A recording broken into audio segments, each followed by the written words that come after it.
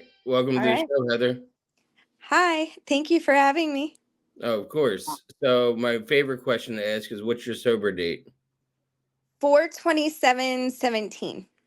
Oh, no shit. That's my sober date from opiates is April 25th, 2018.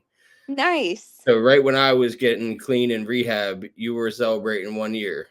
Yep. I was actually incarcerated in a 9-month treatment program courtesy of DOC. And we'll get to that because my second favorite question to ask is what was going on April 26th of 2017? Great question. Um, my last Facebook post was, of course, me completely blitzed out of my mind, high off meth. I had just gotten a job at Motel 6, and I was like, "Yay, gonna start my job tomorrow." And then, yeah, uh, a crazy series of events happened, and I, in fact, did not start work at Motel 6. Well, can I hear about those events? Um, so a, a little bit of the backstory is I I had literally hit my bottom. I had hit my bottom months before what happened. I met a girl uh when I was appeared one day at my motel room and was like, "Hey, God sent me here to watch over you and protect you." And I was like, "Who is this?" And so she hung around for a few days. Well, I ended up going to stay with a guy, so I didn't have to live in my car. And I had been in abusive relationships before, but I'm pretty sure he was trying to decapitate me while I was still alive. Like, it was probably I had been in. And he wanted money. And this girl proceeded to say, "Hey, like, let's go over here to this casino." And she went in, and she was in there for a few minutes, and she ran back out and jumped in the car and said, "Drive, drive, drive." And so that was the first casino robbery. Where are you from? Billings, Montana. Oh, wow. Okay. I think you're my first person from Montana on the show. That's Um, awesome. yeah, I mean, there's 200 and some episodes out, 200 plus episodes, and I've had people from all over the country and all over Canada and, all over England. So it reaches a wide audience, but not Montana yet. And you're in the middle of nowhere. Uh, Well, I mean, not really nowhere. Billings is the biggest city oh, in Montana. okay. All right. I think we have like over 175,000. Okay. So yeah, definitely not in the middle of nowhere then. No, Okay. Yeah, you had the city life kind of. kind of. All right. So Billings, Montana, that's where you grew up. Any brothers or sisters growing up? I have one sister and one little brother. Okay, so you're the oldest of three. Yep. So am I. Nice. Um, I'm also the black sheep in my family, where I cause the most destruction. The day I went to rehab, my brother closed on his first house, and my sister has owned two houses, and she's 9 years younger than me, and I live in an apartment still, even in sobriety. So my brother and sister, own their own homes, and I'm sitting here like, well, I rented my next apartment. Like I Yeah. moved 30 times in a matter of like 13 years. Or your phone keep going off? It just kind of glitches here and there. Okay. Yeah, so I understand what it's like. Are you kind of the black sheep as well? Have been the black sheep, will probably die the black sheep. Most definitely. I'm the loud one, I'm the obnoxious one, I'm the one who calls it how it is, and if that makes me the black sheep, so be it. Yeah. That My definitely. my sister is a microbiology scientist who currently resides in Oregon, and then my little brother, he went to college to be a highway patrolman, and he currently is living in Oklahoma. He's like the gun manager for Shields.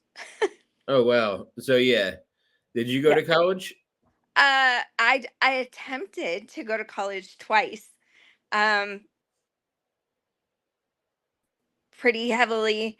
Um I mean, if you're awake 24/7, the studying that you can get done in that amount of time is tremendous. So, I did fail out both times that I Yeah, went. I attempted college myself, and then I moved out on my own when I was 20. So you grew up in Billings, you said? Yep. So when did you discover drugs or alcohol? What came first?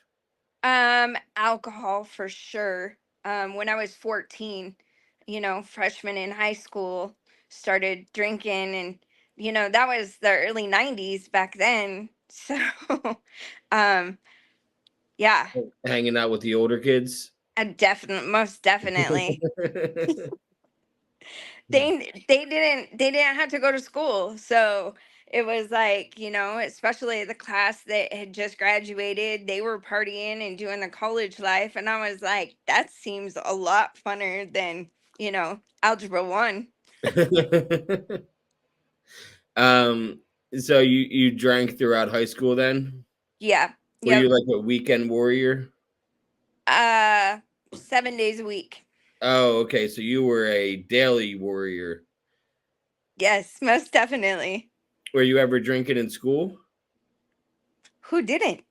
I know I didn't. I mean, I know I did. You just put Yeah. it in the Gatorade bottle, Oh, and you yep. keep the Gatorade bottle in your locker, and then when you're changing classes, you grab books and you take a swig. Yep.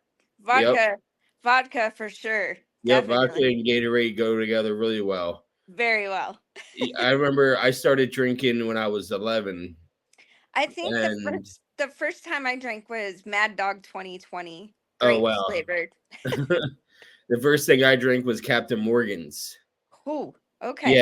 that's quite a way to start. I also learned how to smoke, how to inhale.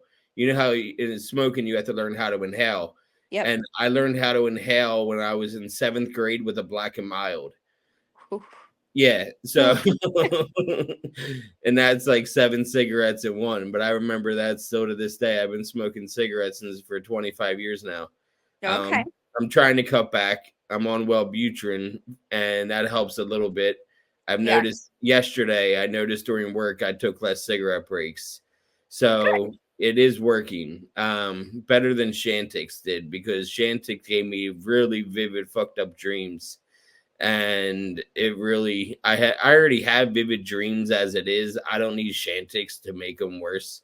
Right. Plus, it makes you suicidal. So, I stopped taking that. Um, so you were drinking daily in high school. How Yep. were your grades?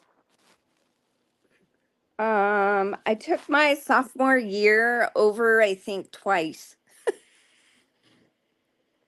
Um, I mean, back then, like C's and D's, like you basically passed. It just wasn't, with honors or anything. Uh, I graduated in 95, so I took the 5-year plan in high school. And I graduated living in my own apartment, raising my son. When did you give birth? I gave birth to Robert June 7th.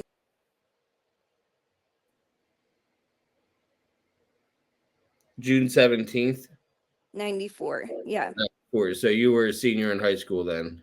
A junior. You were a junior, but technically you should have been a senior. Correct. Okay. Your parents still together? No. When did they divorce? When I was 14, we had lived in California for about 6 years. Pretty bad.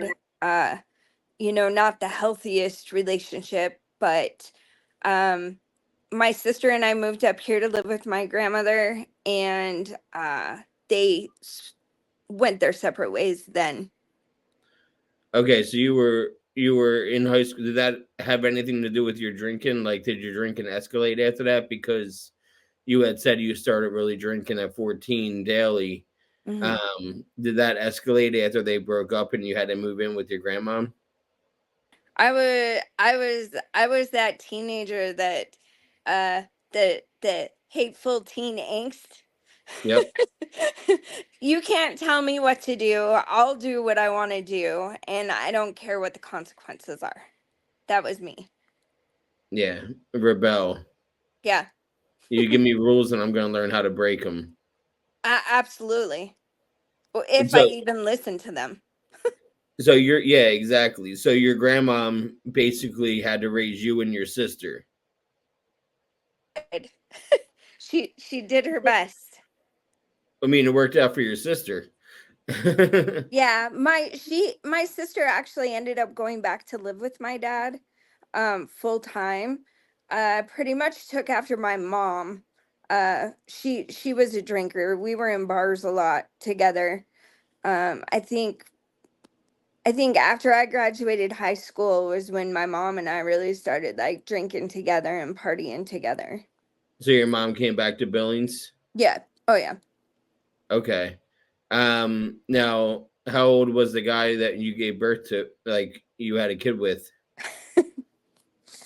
Well, Well, well, whenever you get to start with well, or this is what happened was, it's what all exactly? See, what had happened was, there it is. um, I was in a small town where my mom resided, and he was an outsider, meaning he wasn't from there, and he was a year older than I was. So I was 17. He was 18. He was here from Georgia, and my mom said, "You cannot hang out with him, you can't be around him." And I said, "Watch me." I was just gonna say, watch me. That's exactly the words I thought in my head were watch me. Yep, Um, yep. is that who you lived with when you had your own apartment in high school? No, I lived on my own. Oh, he okay. he left. He went back to Georgia because he's a mama's boy. And yeah, yeah. All right. So you gave birth, you had your own apartment. How did you afford keeping your own apartment while also maintaining going to school? Well, back then, welfare was a thing. uh and I was in low income housing, of course. So that that's what funded me through high school for sure. And then I think it was, so I took a semester off from school, of course, because I hated school so much, and was like, okay, I'm gonna try and do this college thing. So, you take grants and all the money that they're willing to hand out to you, not knowing that you're gonna pay for that probably the rest of your life with interest. But I took money out, and then when I think it was during my first semester, uh I had, been the party girl. There were always parties at my place, and that's where everybody hung out. And we had been up one night drinking and playing cards, and I had a job interview the next day, and my friend was like, "Hey, like I have some stuff that can help keep you awake." And I did my first line of crank. I couldn't. We mirror each other so much. Like I said, I moved out when I was 20. I was the first person out of my friend group to have their own apartment, so it became party central. And there were people there sometimes that I didn't really know that well. And drinking really stopped working for me by the time I turned 22. Oh yeah. And there was a guy over one night and everyone was going to the bar and I didn't feel like going to the bar. I didn't feel like going to the bar. So this one guy's like, well, if you're staying home, I got these for you that I can sell you for $10 a piece, and they were perk tens. And I was like, okay, yeah, I'll buy two. And everybody left, and I had never been so high. I was a daily pot smoker, daily drinker, and that feeling that came over me, that warmth, like a warm blanket that coated over me. And I just lay back on my recliner and I binge watch movies because back then, you had Blu-ray movies and not online streaming. This is 2006. Okay. And 2008, no, this was 2008, and I had a surround sound system. I worked at Best Buy, so I had a cheap, you know what I mean, like good discount. Right. And so I had my apartment hooked up, and I was like, I'm just going to watch some movies because I'm feeling amazing. And the Right. next day I said to him, how can I get more of them? Do you have more? And he was like, yeah, I have more. And then eventually I found 30 milligram Roxy's, and I was off to the races when I started snorting them. So I completely know what it's like to be in your shoes. My friends had keys to my apartment. I remember one time I came home from work and there was a batch of cookies on the middle of my table. My apartment was clean. And there was a note saying, we're at blah, blah, blah's house. Come over and eat these cookies before you leave. So I ate a bunch of the cookies, drank a swig of milk, and I went to my friend's house, and they're like, "Yep, we used your oven to bake pot brownies or pot cookies, Oh and no. we cleaned. Don't worry, there's no mess." And they did. They cleaned my entire apartment. I didn't even know they were there. They didn't even tell me they were coming over. They just knew I was at work. So they let themselves in and cooked pot brownies or pot cookies at my house. Yeah. So, I know what that's like. Um, It was constant traffic, yep, and it was never the same group of people on the same night. Like it was, people would come and people would go. It was basically like a trap house for alcoholics at that yep, point yep. until I started using, and then man, I fell in love. Like I am not a morning person. I still struggle with mornings. And I think that's I hate waking up. Like I have a love affair with my bed. Yep. I always have a good bed, and so I just hate to like be an adult and be responsible. And so as much time as I can spend in there, I'm happy. No, we are the same person, Heather, because I work 11 and a half hours on Monday, Tuesday, Thursday, Friday. And I get in bed sometimes at 7:15. I get done work at 6:30. I feed the cats. I eat something for dinner. And and I make the coffee for the next day. So this way I work at 7 a.m. So I roll out of bed, press start, and pour my coffee before work. And it's like a little like it's my routine. And then I get in bed by 7:15 and I just watch TV and I scroll on my phone. I'll FaceTime with my brother or sister or my mom. And my brother's always like, "You're already in bed?" I'm like, "Yeah, I'm nice and comfortable right now. I want to be like, I have a recliner that I like, but I love laying back in bed and watching TV." Yes. So I totally get that love affair. I have a nice comfy bed. I got 3 pillows that I sit up on, and then Hmm. I ditch the one pillow and only sleep with two. So Yep. like having that bed love affair, I completely get. And it's so hard to roll out of bed and start your day at 7. Yep. Um, Luckily it's school, so my wife gets out of bed. My wife gets out of bed at 6:15 and starts the coffee to get our kid off to school. All right, so this guy has something that's going to keep you awake, and it was crank. You said Hmm. because Hmm. this was the '90s before meth was meth. Correct. Correct. I think I did crank 3 different times, and that one literally it was like one like maybe inch long line. That shit kept me off for 3 days. Yeah.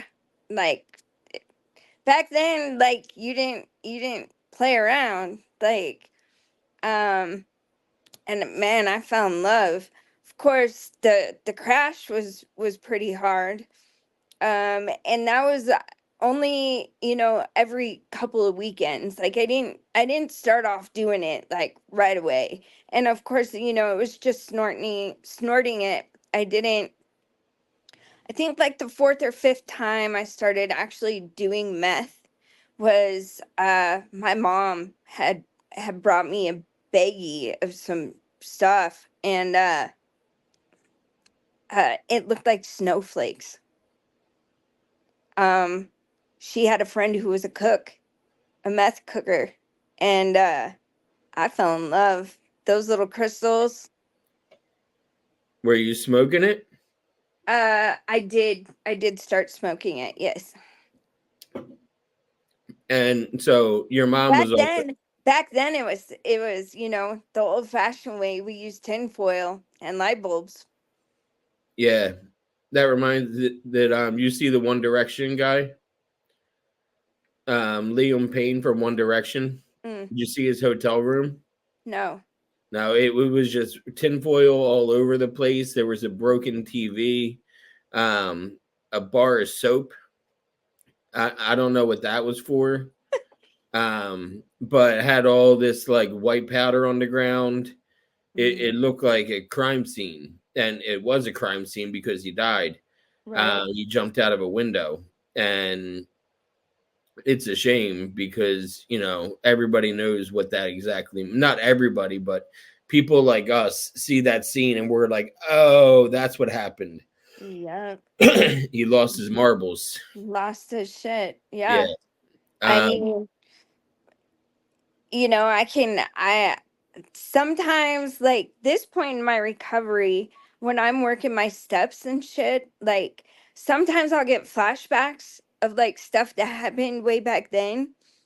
And I really question my sanity sometimes. Like, did that shit really happen? Like, was it that crazy?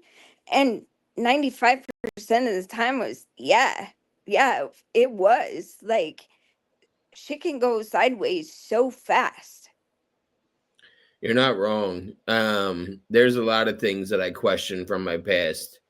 And, I remember one time I was I was really good at knowing people. I just didn't have the money to buy in bulk, but I knew people that did.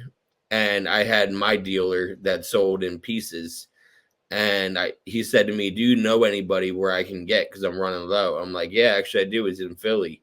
And I grew up in South Jersey, which is like where I grew up was 5 minutes from the bridge, not even.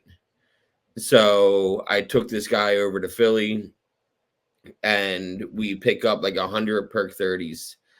And as we pull out, we get pulled over. And he handed me the bag, and I stuffed them, you know, in my area, in my private area. Right. And the cops pull up behind us, and they're taking forever to get out of their car, and we're sweating bullets. And turns out we pulled down the wrong way on a one way. So the cop just gave us directions, and we got out of there, but we were scared shitless. Right. What's this cop gonna find? He just picked up 100 pills. Like, that's not, and I'm holding on to him. Right. So that's not a small offense. And I've been arrested a few times in my day. Did you ever have any consequences with arrests or anything? Oh, my rap sheet is pretty long. Um, uh, as of right now, today, I'm a six-time felon. I am a registered violent offender because of my last three crimes. Um, I can't even give you a guesstimate on how many times I've been in jail. Um, it, I can tell you, I believe the first time I was arrested was in '99, and it was just misdemeanor. I can't even tell you how many misdemeanors I have at this point. Uh, it that was for writing bad checks on my account. I So, did that. I didn't get caught, but I definitely did that. I did a payday loan scam, oh, where I would fill out a form for a payday loan, and like 10 companies would call me, and I would take $300 from each of those companies and then shut my bank account off so they couldn't receive the money back.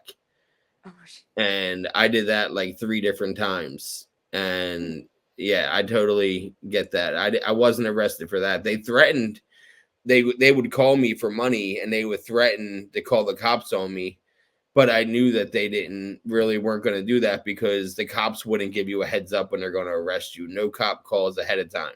So I right. always knew they were full of shit and they were just trying to scare me. Can you tell me about one of your felonies that you had? Because you said you're a 3-time violent what happened? So my very first felony came from uh, Georgia. Actually, when I was pregnant with my daughter, I went down to Georgia, which is where my son was staying with his dad. And I got caught up with his friends down there, and they said, "Hey, we have this check. Do you have an ID? Like, we'll just sign it over to you and you go in here and cash it."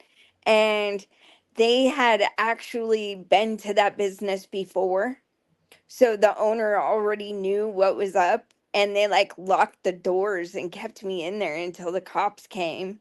So I got parties to crimes, which is a felony because of the check scheme that they were doing, and forgery. Even though it was my name, they charged me with the forgery. So that was my first felony. Like that was I fucked up. And here's the thing, like I was clean. I was clean at that point cuz You're pregnant. I was 6 months pregnant with my daughter. So I hadn't each time I got pregnant, I quit drugs. Like that wasn't the problem. It was everybody around me, of course.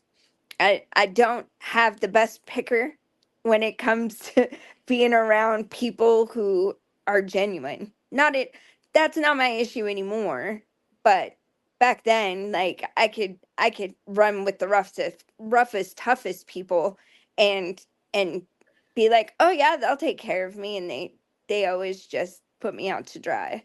Yeah, I was going to ask. So the guy from Georgia wasn't the father? No. No. Um my daughter's dad was here in Montana. Here in Montana or back down in California. I have a thing for out of staters, I guess. Where in California did you say you lived for 6 years? I lived in Apple Valley. Is that central? High desert. Victorville, Hesperia. It was Tri-City back then. Okay. I lived in Los Angeles for like a little while when Okay. I got clean in Los Angeles, actually. Nice. That was April 25th, 2018. I sent myself to rehab on my own. I had been asked to go to rehab plenty of times by my family, and they wanted me to go to rehab, and I Right. kept saying I'm not ready yet. And finally I was ready when I was 32, and I found a rehab in Los Angeles, and they were like, "Why don't you go to Florida? Everybody in Jersey goes to Florida." And I was like, "Because I don't want to run into anybody that I know. I want to go Right. somewhere where I know nobody, and I can start over as a new JD." And you know what I mean?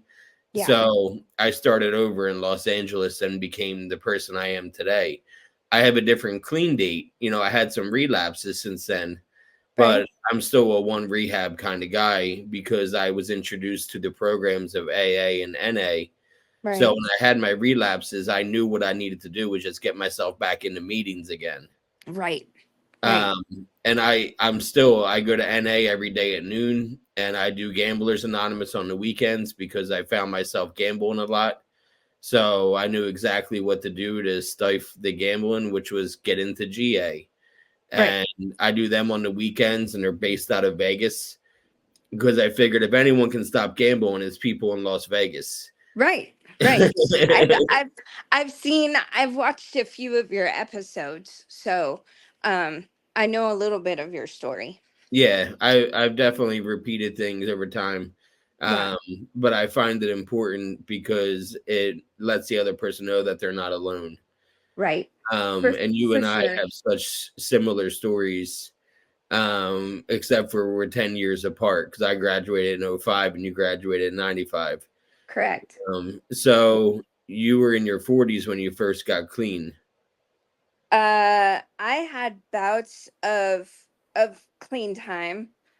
off and on. So like in my 20s, I would go back and forth. It was either I was drinking or I was using. Like I would switch one for the other. I would just bounce. So when I got pregnant with my daughter, though, my using stopped while I was pregnant. I lasted, about, I think she was maybe 3 months when I started using again. Um, I was a CNA. I was a young mom of two because my son had came back to live with me by then, and it was a struggle, man. The early 2000s were just a dark time for me. Um, uh, I think in 2004, when my mom died, I was in an inpatient treatment. I went to, so long term recovery for me is what seems to work. Though I've never done a 30-day inpatient treatment ever. It was always IOP or day treatment, that extended stuff. And I would just lie, I would just be high all the time through those. Because if you start high, they're never gonna know you're high, right? um, That reminds so me of a Family Guy. I watch a lot of cartoons because I'm an adult. And Family Guy, Peter had to get his license renewed, and he went there drunk because he said, if they pull me over drunk, then they'll see that the pictures match and they won't know that I've been drinking. exactly, exactly. So in 2004, my mom passed away. Can I That ask was how? my second felony, was in 2003. I was arrested for possession with intent to distribute. I got caught with 3 ounces of cocaine in the trunk of my car. That's not a small amount. Uh, No. how did your Um, mom pass? but I was clean. I What, wasn't using at that time, which were you is, selling? no, it wasn't mine. But I wasn't gonna roll on whose it was. So it was in my car. I took it. Um, so I got sentenced like 10 years probation. Yeah, so you were saying you went to a 30-day treatment, where you had 10 years probation. Oh Um, yeah. I went to family drug court is where I went, and it was a 2 year treatment program. So I was in treatment. I lived, it was an 18-month long program, and I lived in a treatment house for 18 months. And that was in 2004. Um, I graduated in 2005, and I stayed clean. I didn't drink or anything for about 5 or 6 years. I had some, I went to AA here and there. I got, I, I met my ex-husband in AA in the rooms. He was in pre-release, and you know, uh, for him to come home, we had to get married. So he started using after the marriage. I was divorced in 2008 because he couldn't get clean. Uh, I mean, I'd had some good clean time under me. I started drinking after the divorce in 2013. My life was good. Like, I had a career. I was a lead lab tech at the sugar factory here in town, um, year round, which was a big thing for me, right? Because staying employed longer than 6 months was something of a feat. So to be at the same job for 8 years, like that was pretty big. I thought I was good. I thought I was okay. and you were still on probation. Yep, yep. Did you get drug tested on probation? Well, sometimes. Oh, okay, because I, I was on probation and I didn't get drug tested, so I kept using.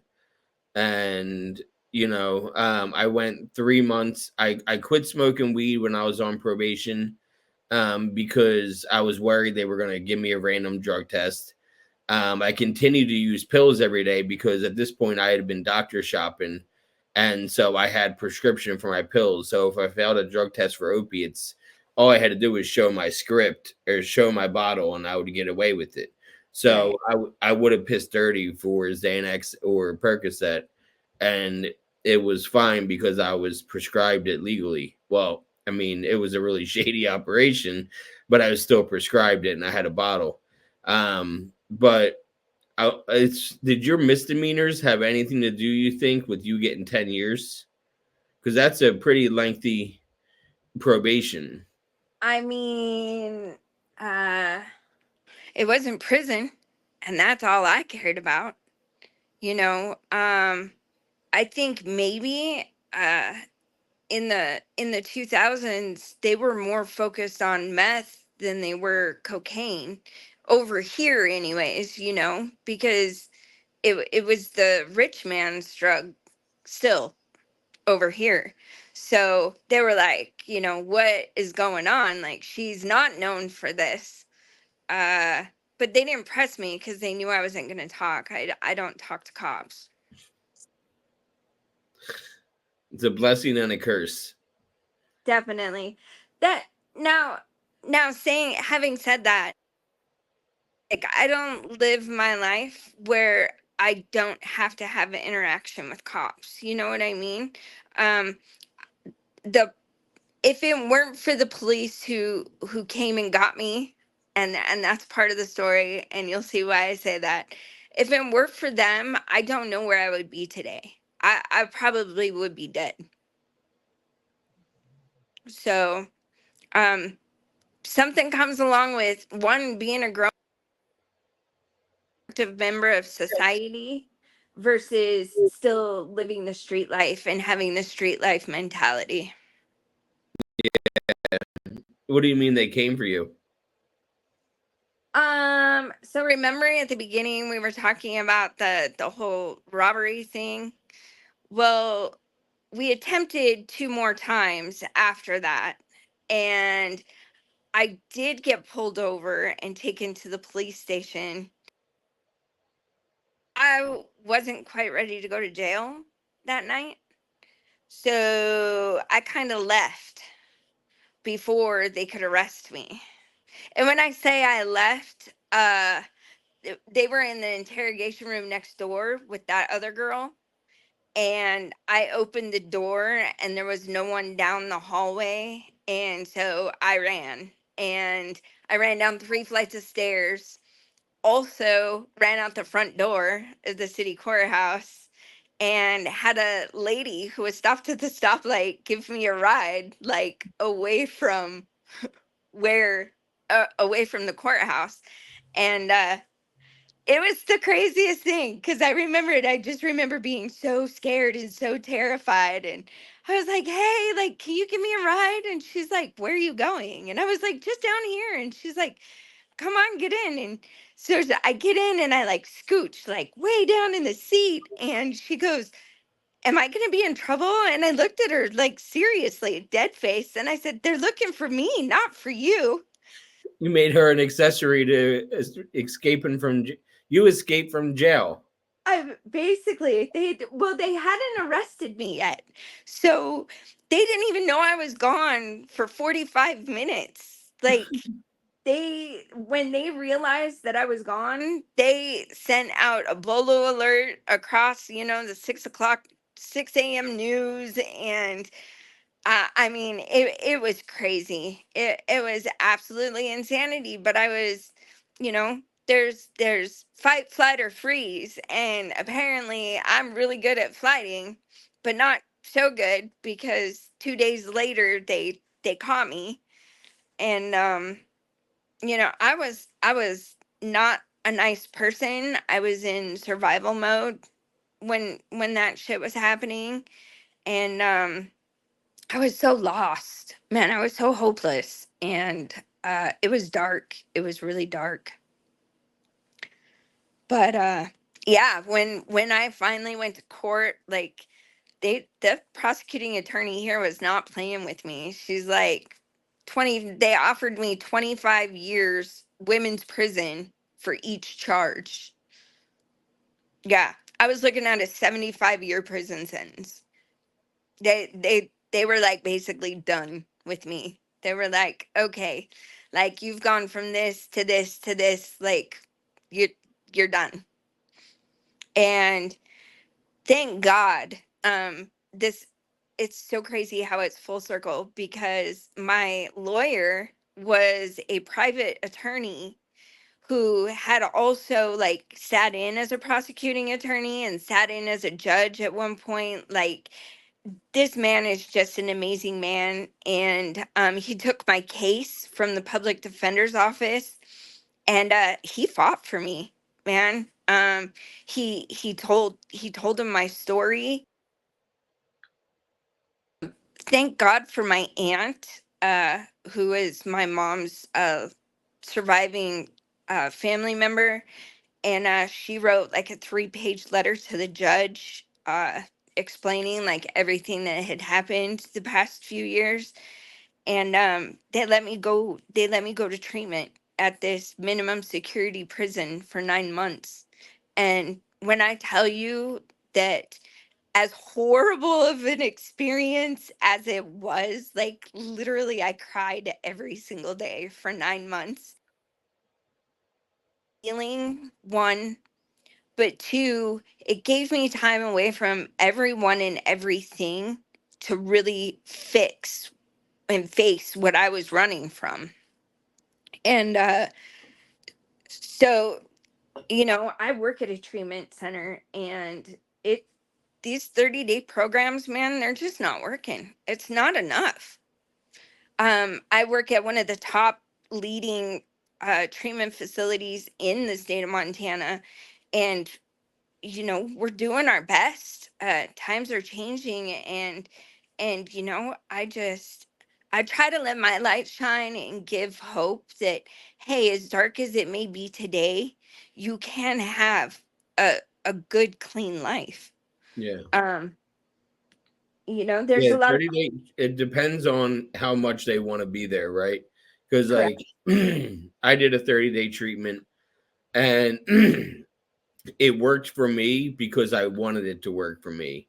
I Yep. showed up there with the mindset of I want to be here. I don't need to be here. When you go to rehab because your parents or the cops are making you go to rehab, then you're going because you need it. But Yep. when it comes to recovery, you have to want it for it to work and not need it for it to work. When you need it, it's for your kids, it's for the cops, it's for your family, and it's all reasons why it's not going to work. But when you're honestly there to take a look at yourself and learn, that's when that shit really works, in my opinion. Yep, exactly. Well, in the street life, I tried to stop when I was out this last time. I don't say relapse because I don't relapse, sir. Like, I'm a drug user. Like, I go either I'm clean or I'm using. That's it. There's no like mind space in there. So when I was using this last time, I was out for 3 years, and the insanity and the intensity, and um I mean, it there was a point where I tried to commit suicide. I took 60 lorazepam pills. I just figured the world would be better off without me, and my kids would be better off without me, if I just went to sleep and didn't wake up. Like, that was ecstasy for me. um but somebody thought about me more than I thought about myself, and they took me to the hospital. And yeah. um Yeah, uh, Valium is no joke. People don't realize, everyone knows about Xanax, but Valiums are no joke too. I was addicted to Valium for a while last year, and I found myself snort. And I was prescribed it. I haven't bought street drugs in over 6 years. And I was prescribed Valium after my dad passed away, and I was depressed. I still battle depression. yeah. But I use more natural ways to deal with my depression now. Like I take ashwagandha. It's all natural way to deal with stress and deal with depression, and I take that every day. Right. So I'm more of a holistic drugs now compared to before when I was taking hard shit. And because I don't know how to take Valium responsibly. You know what I mean? Like I was prescribed Ativan and I abused the Ativan. So what did Mm. my psychiatrist do? He gave me Valium instead. And then I realized I Googled, can you snort Valium and get high? And sure enough, Oh, you can. oh yeah. So I started snorting my own Valiums instead of just taking them. And finally, my wife was like, you're missing a lot of pills that you should have in here. And I came clean. And, she said it's me or them, gave me the ultimatum. And Right. so I stopped on the spot and I haven't used since April 1st of 2024. Um, Congratulations. Thank you. And I quit weed too because I was smoking the entire time, but I was smoking like to help me sleep at night because I have insomnia. You know what I Right. mean? Like I was Right. smoking for a reason. I wasn't Yeah. smoking to escape. And I was using it as a medicine. I was prescribed medical marijuana. I had a medical marijuana card. I went to the dispensary. I haven't bought weed off the streets in over 6 years, also. Um, Congratulations. That's so, good. but when I quit Valium and benzos, I was like, I'm gonna quit weed too and see how this goes. So my 6 months is the longest I've gone without smoking weed in 25 years.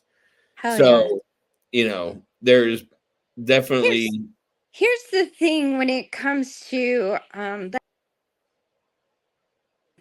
I was diagnosed bipolar, undefined or whatever, back in 1999. um could it be major depressive disorder, could it be anxiety? Like those things weren't an issue. They just said, oh, you're bipolar, we're going to put you on what, lithium. Well, of course, they're going to diagnose me bipolar. I have extreme highs and I have extreme lows. When I have good shit, I'm extremely high. When I don't have anything, I'm extremely low. But I wasn't honest about my use back then, right? And throughout my life, I know I've been on all sorts of mood stabilizers. I've been on all sorts of anxiety meds, like probably the whole like dictionary. Um, thank God I had a psychiatrist have a place. I believe it does, because if my mental health isn't okay, recovery doesn't mean shit to me. My life doesn't mean shit to me. So I know for me, if I'm not on my meds, like something is not going to be right. Yep. And um so I found a medicine that works for me. I'm on lamotrigine, Me too. Lamictal. Me too. um I just started back on it. I did go off for a little while. But then I started noticing, because in my recovery, like, I'm very self-aware, and I started noticing that I was struggling, and I was starting to struggle a little bit more, and I didn't want to struggle so bad to the point that shit was going to start falling apart. Yeah. So I'm just on a baby dose for right now, and it's working. Yeah, My I'm on 100. anxiety. I'm on 100 milligrams twice a day, and I take Buspar in the mornings. Because I was diagnosed bipolar also, and I was engaged to somebody who was bipolar schizophrenic 10 years Mhm. ago, and I saw, because this is before my diagnosis, and I saw her having to change medicines every 6 months because the medicine. So like, there's no magic pill for bipolar. Everyone has their own highs and lows and has different ways that they need to be medicated for it. So to be a psychiatrist is such a tough thing with bipolar, because you never know what med is going to work for that specific person. It's really trial and error. Yep. Yep. And for years it's been that way. If this one doesn't work, well, don't worry. We have 15 others that we can line out, and you can try at different dosages and different times. Yeah. And I too have insomnia, and I don't know if that's attributed to, being awake for months on end sometimes. If I've just like screwed up my brain so much that I also have extreme anxiety. So, pretty much I'm working so much. I'm high functioning. I have to go. I have to get shit done all the time. Um, Check out ashwagandha. I've Um, tried it. I've tried it before and it doesn't it do doesn't. anything. Oh, Mm. okay, I've noticed it helping me. I get it at the pharmacy. So the other question what are you on a sleep med? I'm on a Lansopine. Yep. I'm on Zalepalon. I never heard of that one. It's Sonata. Oh, okay. So I'm like in the sleep med. So I didn't know that you could become so addicted to it. So I'll only take it on the nights that I have to get up and go to work the next day. Yeah. On nights that I don't have to, the next day I don't have to work, I take a hydroxyzine. Oh, okay. Yeah. Yeah, they tried that on me. They tried Ambien, they tried Seroquel, Yep. Trazodone. Yep. The Seroquel made my heart rate go up to 180 beats per minute, and I got sent to the hospital 11 o'clock at night because Holy my crap. heart rate was so high. Yeah. So because like I felt my heart pounding, and I was laying in bed. I wasn't doing anything extenuous. I was watching cartoons, trying to fall asleep at night, and I was laying in bed, and my heart was racing. And I have a cuff that checked my blood pressure and my heart rate, and that shit was at 180. And I googled Seroquel high blood or high heartbeat, and it said Google told me get immediately to the ER. Yep. And usually Yep. it's not good to Google symptoms, but it sent me to the ER and they gave me medicine to bring my heart rate down. I think they gave me Ativan and Mhm. they gave me some fluids, and I had to wait until my heart rate was under 120, and then they released me. And I Right. was there for like 4 hours while my heart rate was set on, and I had to stop Seroquel on the spot. That was Yeah. my first attempt at Seroquel, and I got sent to the hospital. So olanzapine 20 milligrams. I take two of them at night, and that's the highest dosage. Because like I was up, and this is sober. At one point that April, I was up 11 days straight. Ugh. And like I mean awake for 11 days working and was not on any kind of, uppers. Stimulant. Yeah. Yeah, and there was I was never an uppers kind of guy. I did Adderall like twice. I did Coke here and there. I was mostly a downers kind of person. Okay. So like I shouldn't have been awake for that long. I think I slept for like 12 hours total that April. And and working at the same time. Right. So I totally get that feeling of being awake for days and the insanity that comes along with it.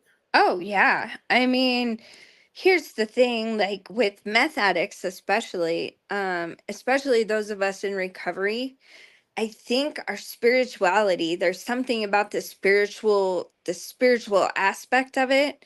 Like we've literally seen the depths of hell. Like the you can't make the shit up that happens when you're up for 30 days plus. You That can't you can't you can't describe it. You could try. When Breaking Bad came out, um man, I watched that whole show and I was like, that's probably the closest depiction that you can honestly get to saying how it is. Yep. Like, I heard in a meeting once, and it stuck with me. Religions for people that fear hell, and spirituality for people who've been to hell and back. yep, And that yep, stuck with me. I heard that one time, and it's been a mantra, because I had a problem saying God.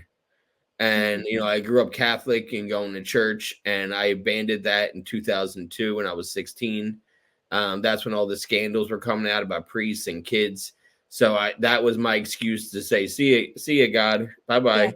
yeah, And I didn't find God again until this past April. And now I say the word God because my dad passed away, and I had a dream that was really vivid. And I walked into a church basement for AA, and my dad was sitting there saying, "Welcome back. We're glad you're here again." And ever since then, I started saying God again. yeah. So, coming from my background, I wasn't raised in a church. The only God I ever knew was the God who damned everything, you know? Um, my parents were, in the biker lifestyle in the 80s, cocaine, weed, alcohol, like their life was fast and we were byproducts of that, right? Um, Seen some shit, heard some shit, watched some shit. Um, and I think that really formed like where I was at, like going into my drug use was like, I'm a badass now, you know? Um, cause the bikers, the cartel, like that shit is real, like so real, and it's more common than you think it is. And uh man, I when I was in so every time I went to jail, I would see those women, you know, pick up a Bible and now they're crying and now they're sad and now they're going to pray to God. And I was like, what the hell? Knowing when I get out next week, they're going to be out doing the same thing that just got them in here, you know? And so I was like, that'll never be me. And when I was facing 75 years, like I went to my friend and I said, "Man, I don't know what it is, but my life needs to change and it needs to change now." And I don't remember the words that that woman said, but she prayed with me for like 20 minutes and I just remember sobbing and sobbing and sobbing in county jail. And I picked up a Bible and I started reading it. And I got hungry. I got hungry to know who Jesus was.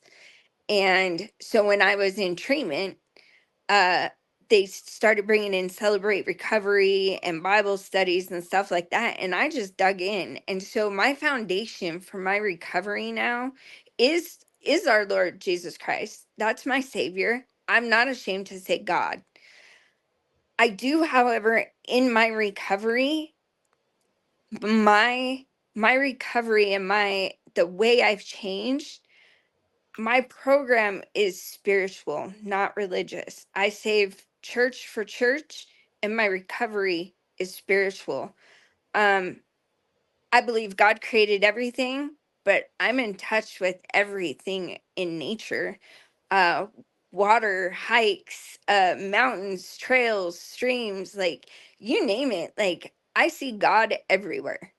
And I believe that has saved me and that allows me to have this uh unconditional love and support to help others. You know, working at the treatment center, like I see people at their broken, you know, when they're most desperate.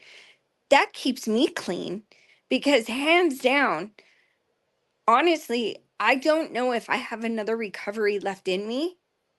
And at this point, it's just easier to stay clean than it would be to get clean. And I see people coming off the street, whatever it is that they're doing out there. I'm sorry, I don't want it. I don't want any part of it. There's no room in Yep. my life for that.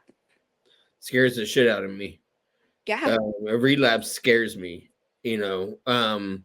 Like, and when I say a relapse, because I've had relapses, I mean, you know, I relapsed on alcohol and I relapsed on prescription medication, but I still haven't relapsed to street drugs, like I said. And the street drugs today scare the shit out of me. You Yeah. know, Because it you could be don't, your life. yeah, all it takes is one, you know, fake pill and I'm overdosing and I'm dying because I thought I was doing a perk 30, but really it was, you know, Fentanyl. fucking fentanyl inside of that 30 and it killed me. Yep. So, you know, I'm afraid to buy street drugs again. And I Yeah. think that's a good thing that I'm so afraid of what's out there because, like, you know, I have a solid program. You know, I work NA, I work the steps, I do the GA on the weekends, which is like NA, except for you change some of the words around. Right.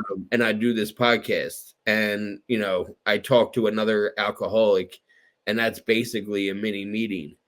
Right. And you know, I find recovery in that.